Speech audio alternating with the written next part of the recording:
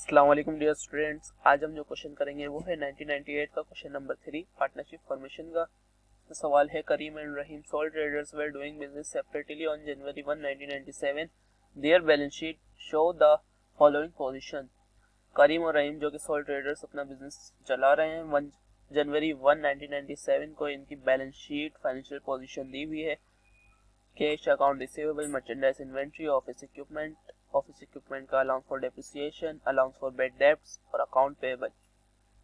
आगे लिखा हुआ है on January 1 1997 they decided to form a partnership by merging their businesses. All the asset and liabilities were turned over to the new firm on the following agreed values.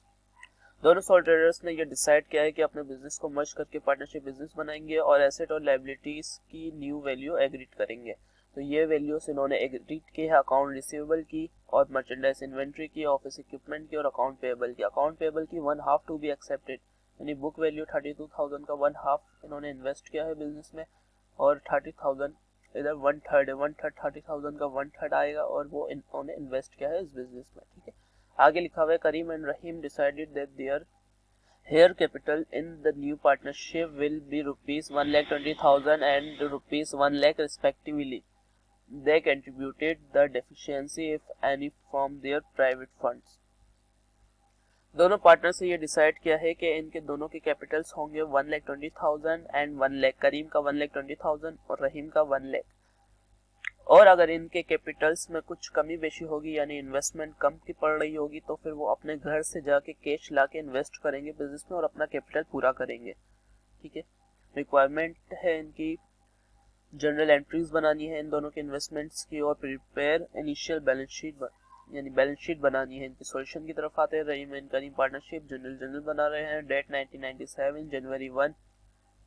Account receivable book value की ही आएगी 30,000। Agreed value इनकी थी 26,000 इसमें से less करेंगे 4,000 का difference आ रहा है। Allowance for bad debts credit side पे 4,000 इधर रिकॉर्ड हो जाएगा। मर्चेंडाइज इन्वेंट्री एग्रीड वैल्यू की 42,000 आ जाएगी।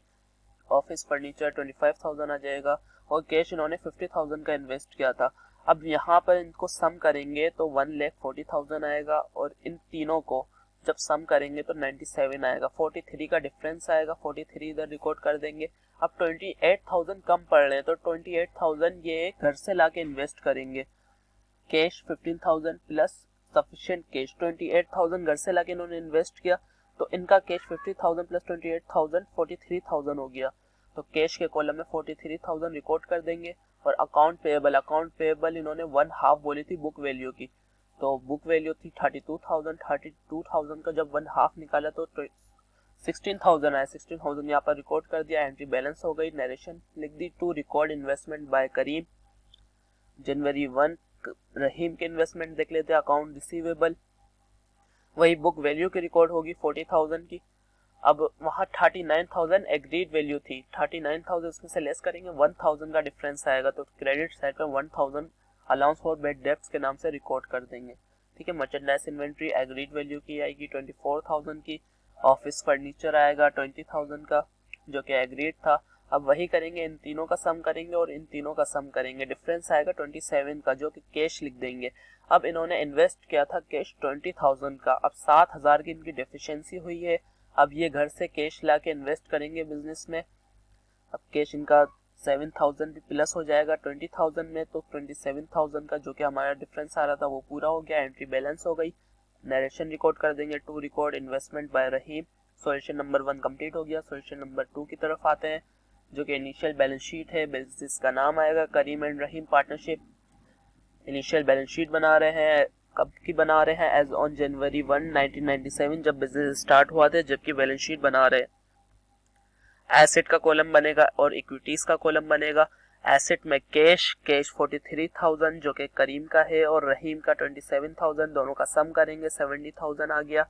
अकाउंट रिसीवेबल भी दोनों का सम करेंगे 70,000 आएगा। इसमें से लेस कर देंगे बैड डेब्ट जो कि डाउटफुल वैल्यू है वो लेस कर देंगे 1,000 रहीम की और 4,000 करीम की।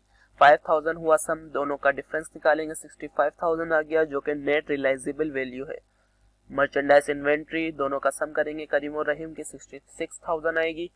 अब 70,000 65,000 और 66,000 को जब सम करेंगे तो 2,01,000 आएगा जो कि टोटल करंट एसेट्स है। नॉन करंट एसेट हमारे पास एक ही है, करीम और रहीम का, दोनों का जब सम करेंगे ऑफिस इक्विपमेंट 45,000 आ जाएगा।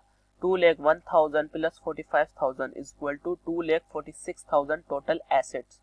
ठीक है, अकाउंट पेबल करीम और रहीम का जब सम करेंगे तो 26,000 आएगा और दोनों का कैपिटल लिखेंगे। दोनों का कैपिटल हमें पहले ही स्टार्ट में क्वेश्चन में बताया हुआ था, 1,20,000 करीम का था और 1 लाख रहीम का था। दोनों का सम करा 2,20,000 आया और अकाउंट पेबल लाइबिलिटी 26,000, 2,20,000 में प्लस हो गई तो 2,46,000 टोटल इक्विटीज आ गई हमारे पास। एसेट्स की साइड पे भी 2,46,000 है और टोटल इक्विटीज भी हमारे पास 2,46,000 है। दोनों की सेम है, दोनों बैलेंस हो गई है, हमारा आंसर है।